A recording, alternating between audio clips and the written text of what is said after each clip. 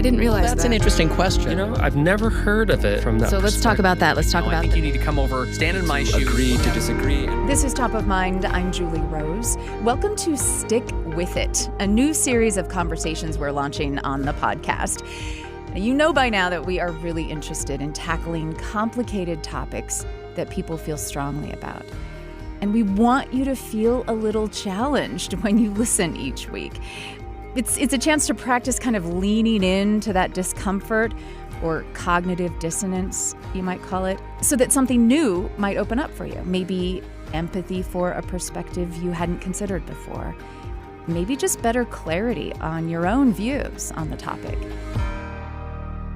Hopefully, after going through that experience, listening each week, you find yourself a better citizen, a kinder neighbor, or a more effective advocate. Now, these chances to engage rather than retreat when we feel challenged pop up all of the time, and we want to get better at embracing them. So this new series that we're kicking off is a chance to hear what this looks like in people's everyday lives. And I'm joined in studio by Sam Payne, host of the Appleseed podcast and head of audio content at BYUradio. Sam, hi, welcome. Hi, I'm thrilled to be here. Thank you.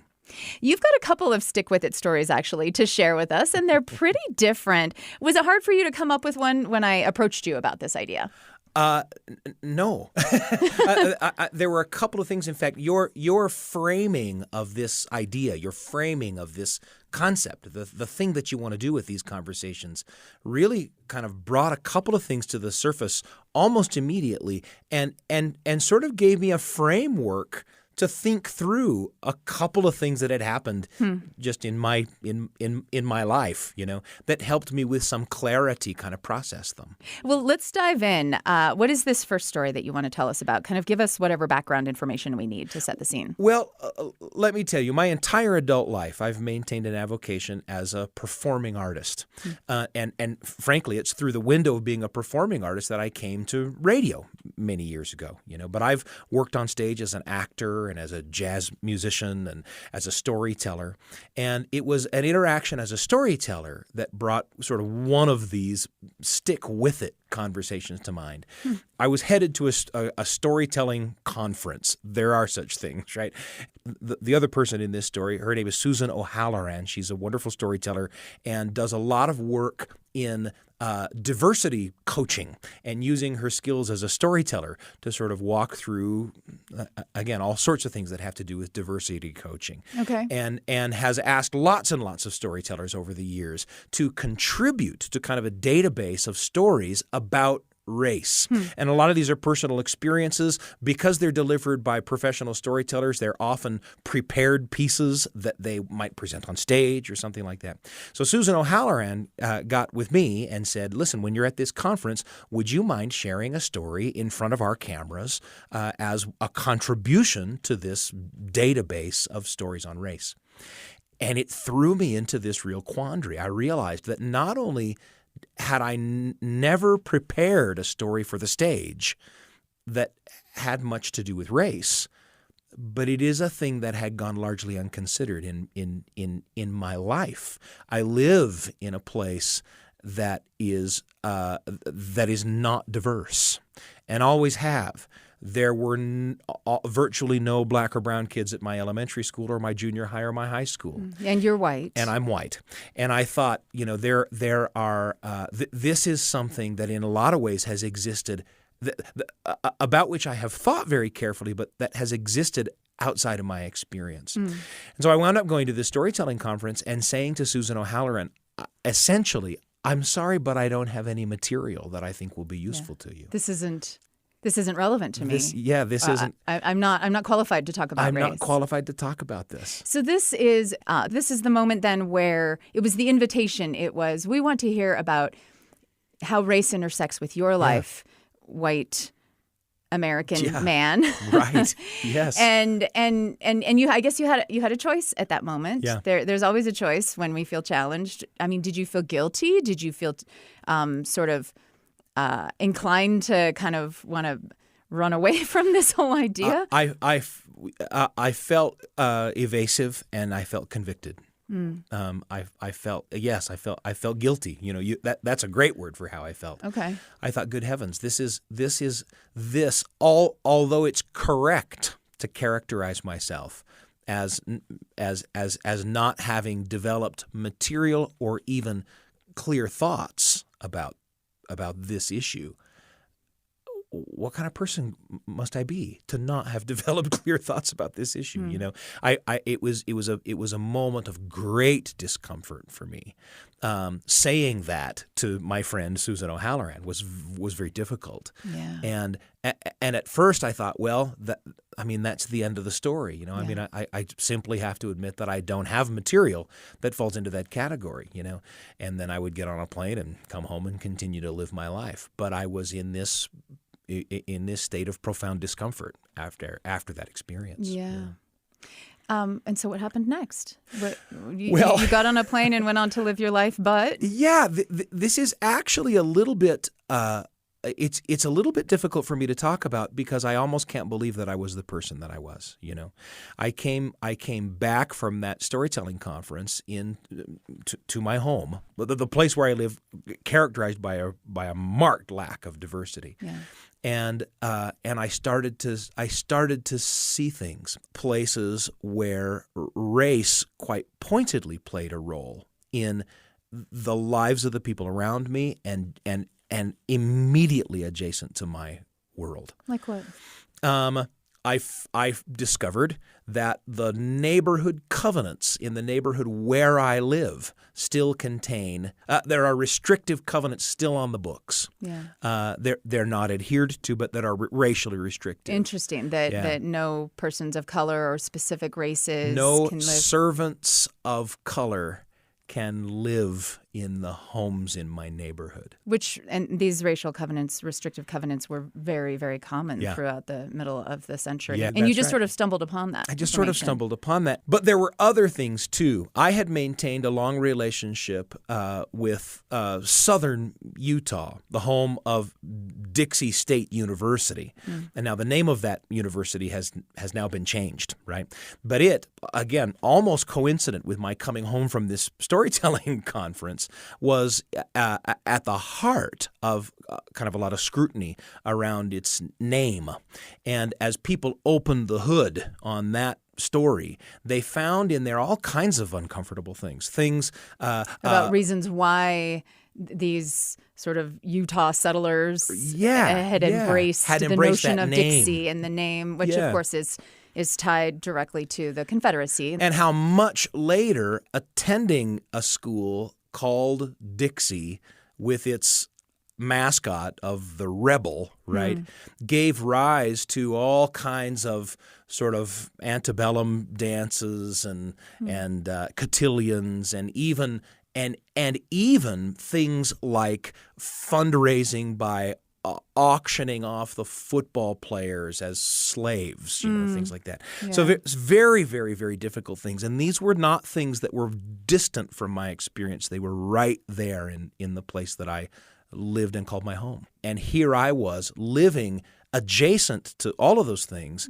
and still thinking that race wasn't something that issues of race weren't things that touched my experience in any meaningful way. So the instinct in I think a lot of us could imagine, it would be sort of like, well, that's not my problem. Yeah. Like, I didn't name the university that. I didn't name the university I didn't write that. the racial covenants. I didn't go to school there. I didn't, Was there a moment where you kind of just chose to sort of grapple with that in a more personal way? I'm still doing it. Okay. I'm still doing it. That's ongoing. My grandmother passed away some years ago, and there came that unusual moment in the passing of a loved one like that, where you're sitting in casual conversation at her bedside, and she says, "What of my physical effects would you like to have?" And I think, well, that's a weird conversation. But what I asked for was the autobiography of a great-great-great-grandfather.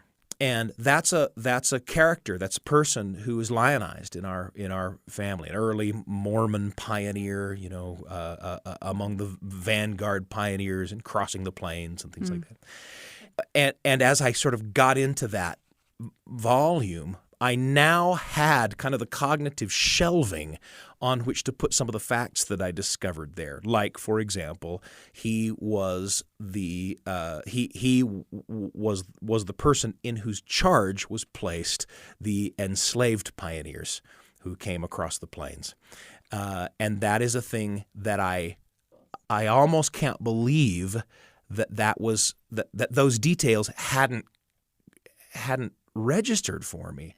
I'd owned and read that book for a long time, you know, but it was only after some of these experiences that, again, I used the phrase cognitive shelving. You know, it's almost like there were these things just sort of floating around that now I had a shelf to put them on and could see them clearly.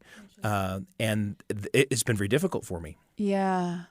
So you're presented with a very awkward and difficult sort of challenge to the fact that you hadn't engaged deeply on how race and issues of racism had touched your life. Yeah. That sort of preps you to sort of stay with that discomfort rather than look for ways to kind of ignore it and push it away. And so you know, having all of these things kind of line up on the shelf for you in your mind, what effect has that had for you? Or in what ways? I mean, we like to hope that by engaging in the discomfort, maybe the discomfort doesn't go away, but we come away somehow glad that we went there instead of keeping it locked in a box. What has your experience been? Well, I'll tell you what it's done for me. I think I may have been as guilty as some are of, when confronted with the possibility of a problem with how you and your people live, to say, oh, no, that's not us. Yeah. You know, and what these experiences have done is allowed me to approach some of those things first with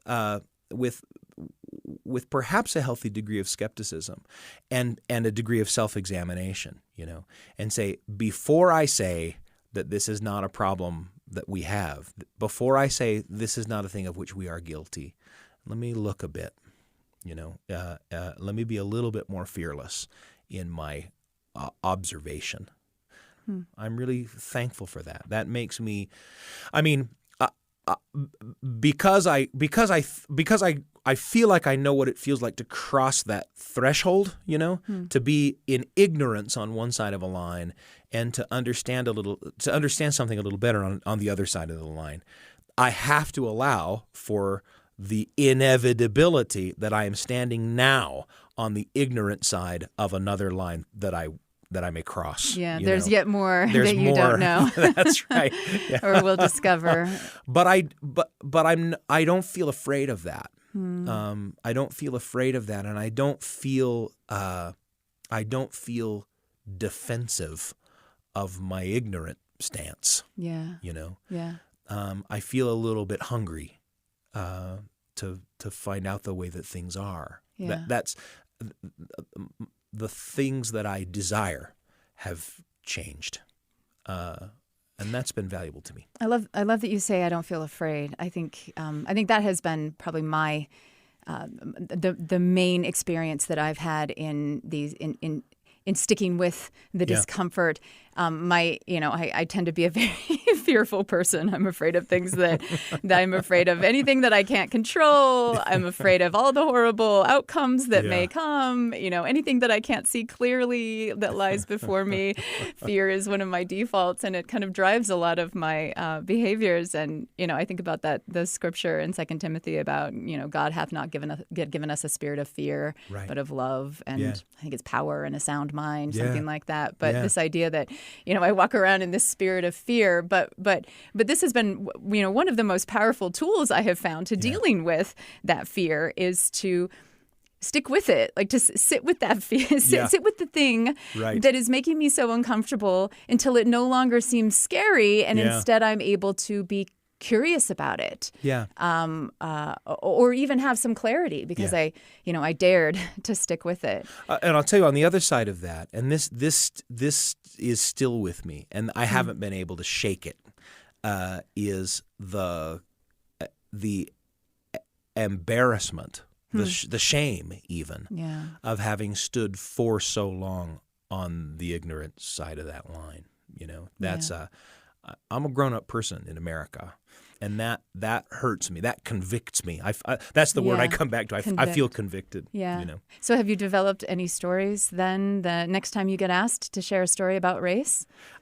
Well, there's that one. Mm-hmm. But I had a great yes. The answer is that my stance toward the kinds of things that I put on stage has changed to some degree. Huh. And I had a really dear opportunity. Not too many months ago to attend the National Storytelling Festival and to run into Susan O'Halloran and to say, the one who made that invitation to you initially. The one that made that invitation to me initially. And I was able to relate to her that change that had occurred in me, you know. And there was a wonderful, warm embrace. And there was, though again, I still kind of have trouble with my own embarrassment and shame. She didn't, you know. Yeah. She just put her arms around me and said, yeah, that's what the journey looks like. Yeah. Sam Payne, host of the Appleseed podcast, head of audio content and BYUradio. Thank you so much for sharing that story with us, Sam. Thank you for asking me. It's my pleasure. He is helping us kick off this new series of conversations on Top of Mind that we are calling Stick With It. And if I could turn to you, the listener, for just a moment, we would love to hear your story too. Can you think of a time when you felt challenged and you made the choice to lean into that discomfort, to sit with it, to stick with the discomfort, and you're glad you did because you came out the other side with, I don't know, more clarity or a richer, a rich experience or a deeper relationship or maybe less fear about a thing, which is often my experience. It could be from your personal life or your professional life. And if we talk to you for the podcast, we don't have to use your full name, but we'd love to hear your story. So send us a quick email, topofmind@byu.edu. Now, Sam, before we let you go, you have a couple of stories that came to mind when I made this ask. And there's another one that's very different from what you've just shared. And it really struck a chord with me. So I was hoping you'd share that with us. I think it involves your daughter. Yeah. I would be happy to talk about that. Our daughter has suffered from anxiety for many years. In fact, long before I knew her, I came to know my daughter when my wife and I started dating, and our daughter was in junior high school then, and she's now a grown-up person. But again, she has suffered from anxiety, including intermittent panic attacks for a lot of years, and she's become very, very good at managing that anxiety with breathing exercises and with sort of concerted and purposeful conversations with her parents. I have to say she's kind of a pro at dealing with this thing that has been with her for a long time and may always be with her. And, doggone, about a year and a half ago, I started having intermittent feelings of extreme anxiety myself. And there was a ton of stuff to pin it on, big changes at work, the decline of my parents. My parents have been in decline, kind of a rapid decline over the last little while. The pandemic, of course, and my tendency, I think, was just simply kind of run away from the feelings that I was having, or maybe even worse, to pass judgment on them, right? To assume that they were simply a symptom of a busy schedule or whatever, and that if I could just get out of those situations, they'd go away. The symptoms of anxiety would go away, or even if just I ignore them. Yeah, or even if I could just more diligently bury myself in my work or family concerns or whatever, that those things would kind of magically go away, Yeah. And that seems strange because after all, I was familiar with how anxiety behaves in a person's life. Right, you had this model in your daughter. I had this model, yeah. But it just didn't occur to me to simply sit with the feelings I was having, to kind of observe them occurring and to recognize them as, an actual phenomenon, And once I did that, once I allowed myself to kind of sit quietly with that notion, the notion that I was experiencing something like the phenomenon that my daughter had experienced for so long, it became something that I could really look at clearly. And she became an enormously valuable resource. I found myself I found myself kind of saying, what would my daughter do? in a lot of different situations, and I'd ask that privately to myself, and I'd ask that to my wife, and of course I'd ask that to our daughter too, And I've adopted some of those techniques, some of those breathing exercises, and some of that concerted conversation to sort of work through those feelings of anxiety. And I think I've been able to look in a much more effective way at, frankly, something that may be part of my life long term, You're maybe coping with it better than you would have otherwise. Yeah, most definitely. Rather than simply brushing it away, or rather than simply discounting it as a symptom of, not being diligent enough in my work or my family pursuits or my church pursuits, Yeah. I thank you for sharing that. Yeah. I think this one strikes a particular chord because I, too, am a very anxious person. And for most of my life have been very phobic about emotions and anxiety, and sort of like, I don't want to wallow in it. It's better if I just, ignore it or try to fix it, or like get in there and push against it, and having these battles with my emotions and my anxieties, or just sort of like trying to be crazy busy so I don't think about it and maybe it'll just go away, fingers crossed. And a couple of years ago, I was like, well, that's really not working. I think I'm grown adult enough to realize that this isn't super effective. And I took this mindfulness, it was a mindfulness-based stress reduction course. I was so shocked when we would be sitting there and doing these quiet meditations, and all of my anxiety would be swirling in my head, and I was trying to like make it go away, and they're like, no, you just sit and you feel it. Yeah. And I was like, but if I feel it, it's going to carry me away into the land of whatever. That's the thing I don't want to feel. Right? Exactly. And realizing that if you sit with it and feel it, it will dissipate. Yeah. Yeah. I grew into my 40s before I realized that was true. Yeah. And so on a very kind of like the most intimate level possible, this idea of sitting with it or sticking with it, kind of allowing that discomfort to be there and being curious about it in a way that then can take you to someplace new. That's right. It seems like kind of an elemental interpretation of the stick with it idea. Yeah. Right? But for me, being able to sit with and acknowledge the anxiety that I was feeling and not to simply brush it aside, to observe it carefully has allowed me to beat it, Yeah. Sam, thank you. Oh, it's been a pleasure. Thank you.